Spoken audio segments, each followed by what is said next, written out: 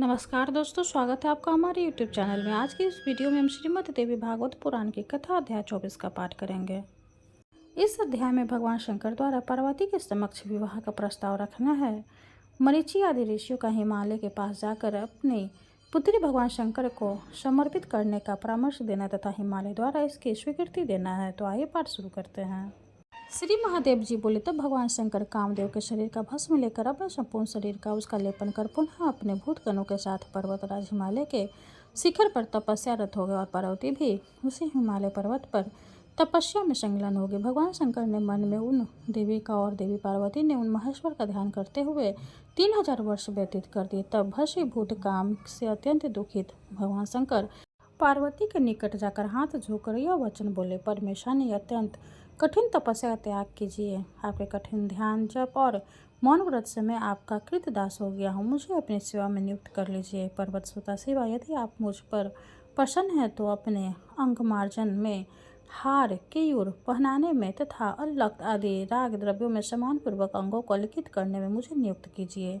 मैं देह में स्थित भस्मीभूत कामदेव से अत्यंत जलाया जा रहा हूँ। महादेवी कामदेव से मेरा उद्धार कीजिए। आप सबकी कठिन पीड़ा को हरने वाली हैं। आप अभीष्ट वर देने वाली दुर्गा हैं। जो आपका आश्रय ग्रहण करते हैं उन्हें कभी दुख होता ही नहीं है। मैं भक्ति भाव से सभी प्रकार से आपका आश्रय ग्रहण किया है। महादुर्गे काम रूपी सागर के मध्य से मेरा उद्धार कीजिए। दयामय, जिस प्रकार आप अपने स्मरण करने वाले भक्तों को मोक्ष प्रदान करते हैं, उसी प्रकार कृपा करके मेरा इस काम रूपी समुद्र से उद्धार कीजिए। ऐसी प्रार्थना करने पर लज्जा से सिर झुकाकर हुई मुस्कान भरे मुख वाली शैलपुत्री पार्वती अपनी सखी को संबोधित करते भगवान शंकर से इस प्रकार बोली, मैं पिता के द्वारा बिना दिए इसे कैसे प्राप्त हो सकती हूँ। पिता के द्वारा संप्रदान करने पर ही भगवान शंकर विधि पूर्वक मेरा पानी ग्रहण करे। महेश्वर किसी बुद्धिमान व्यक्ति के द्वारा अपने विवाह के लिए अपना अभिप्राय मेरे पिता पर्वतराज को बताएं। ऐसा कहने पर त्रिलोचन भगवान महादेव ने कामाशक्त होते हुए भी गिरिराज पुत्र के वचन को तथायुक्त माना।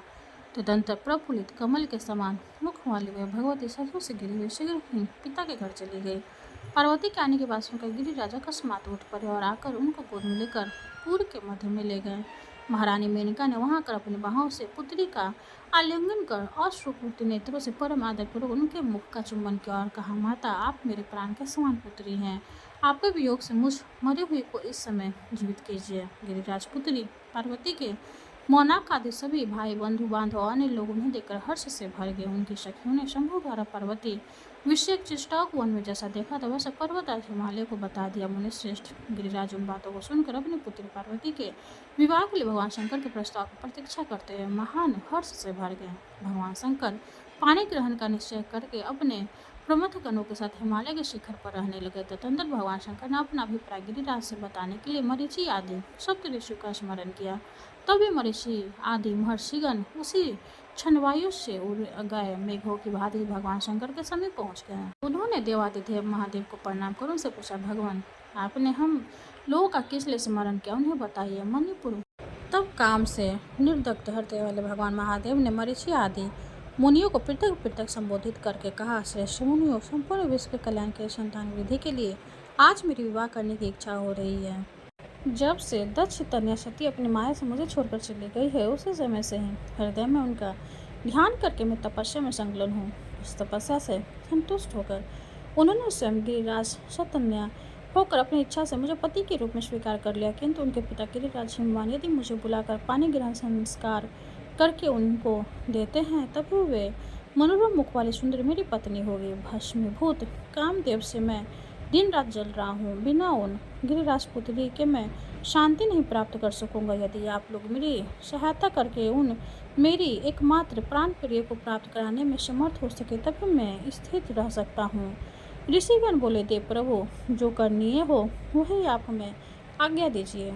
उसी प्रकार हम लोग प्रयत्न करेंगे। इससे बढ़कर हम लोगों का और कौन सा कार्य हो सकता है। आदिशक्ति, परमा विद्या, पूर्ण स्वरूप, परा प्रकृति, जो हिमालय की पुत्री है वही आपकी पूर्ण गृहिणी है। शिव हिमवान निश्चय ही अविलंब अपनी पुत्री पार्वती आपको दे देंगे। इस कार्य में हम लोग तो केवल निमित्त मात्र होंगे। श्री महादेव जी बोले, वे सभी महर्षिगण भगवान शंकर से ऐसा कहकर परम प्रसन्न भगवान शंकर के विवाह के निमित्त पार्वती को संयोजित करने के लिए गिरिराज के नगर में चले गए। आए हुए उन महर्षियों को देखकर गिरिराज ने भी उन लोगों की यथाविधि पूजा कर न्यायपूर्वक उन्हें आसनों पर बैठाया। इसके बाद वे महर्षिगण पर्वतराज हिमालय से कहने लगे, राजन, आपकी भलाई के लिए भगवान शंकर ने जो कहा है उसे सुनिए। प्राचीन काल में दशतनया सती उन्हीं की अर्धांगिनी थी।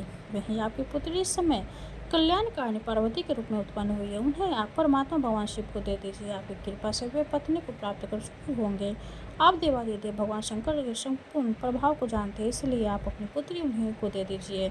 इससे बड़ा कौन कार्य है। भूत भविष्य तथा वर्तमान को जानने वाले महाबुद्धिमान नारद जी हंसते हुए पर्वतराज हिमालय से पुनः इस प्रकार बोले, महाराज, मैंने आपसे पूर्व में ये सभी बातें बता दी। आप अपने भाग्य को गौरवान्वित करने के लिए परम आदि शक्ति अपनी पुत्री पार्वती को अनादित पुरुष पूर्ण परमात्मा शिव को दे दीजिए। तब हर्ष से प्रफुल्लित मन वाले गिरिराज हिमालय ने उनसे कहा कि आप लोगों के आने से मैं कीर्त और पवित्र हो गया हूँ। सभी लोग जिन चंद्रशेखर को देवादिदेव कहते हुए संसार की सृष्टि पालन और संहार करने में सक्षम है, उन्हें अपनी पुत्री देने में मुझे क्या आपत्ति है। उन्हीं की इच्छा से अधीन यह संपूर्ण विश्व तथा मैं भी उन्हीं की इच्छा से अधीन हूँ।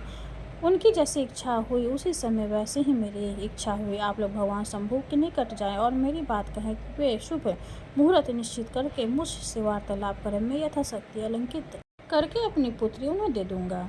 इस प्रकार महाभागवत महापुराण के अंतर्गत श्री महादेव नारद संवाद में पार्वती विभो प्रकम नामक 24वां अध्याय पूर्ण हुआ।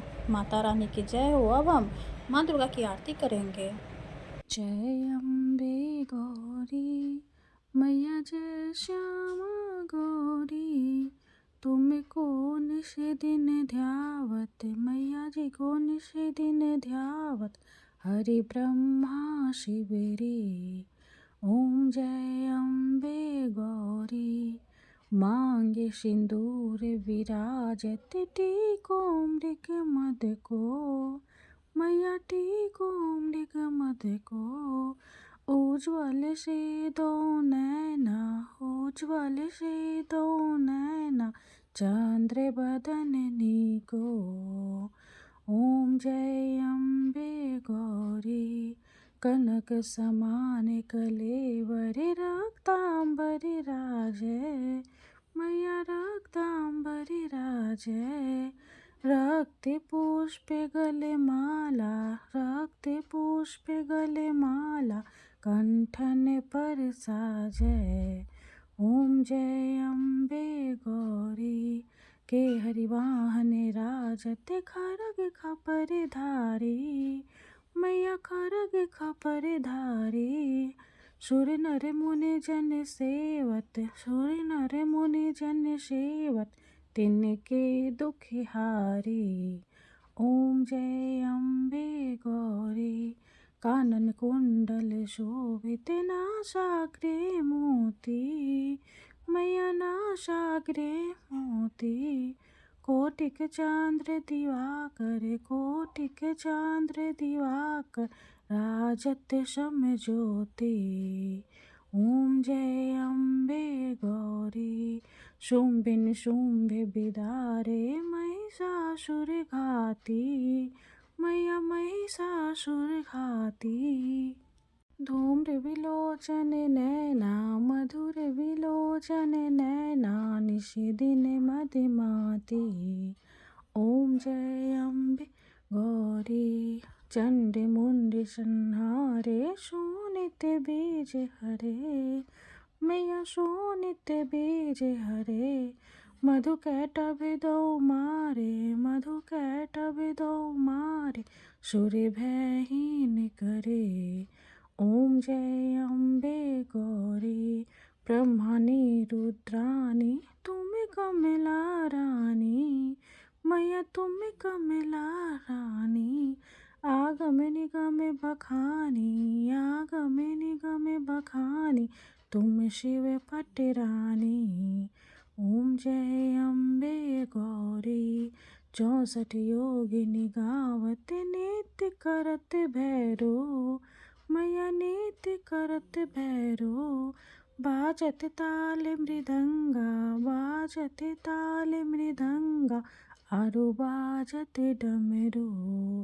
ओम जय अम्बे गौरी, तुम ही जग की माता, तुम ही हो भरता, मैया तुम ही हो भरता, भक्तन की दुख हरता, भक्तन की दुख हरता, सुख संपत्ति करता। ओम जय अम्बे गौरी, भुजाचार्य अति शोभित, वर मुद्राधारी।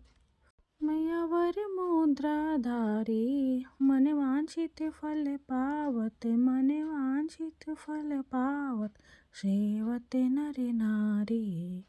ओम जय अम्बे गौरी, कंचन थाल विराजत, अगर कपूर बाती। मैया अगर कपूर बाती, श्रीमाल के तुम राजत, श्रीमाल के तुम राजत, कोटि रतन ज्योति। ओम जय अम्बे गौरी, श्री अम्बे जी की आरती जो कोई नर गावे। मैया जो कोई नर गावे, कहत शिवानंद स्वामी, भजत शिवानंद स्वामी, सुख संपत्ति पावे। ओम जय अम्बे गौरी। माता रानी की जय हो। वीडियो अगर अच्छी लगे तो लाइक कर दे, चैनल को सब्सक्राइब कर दे। धन्यवाद।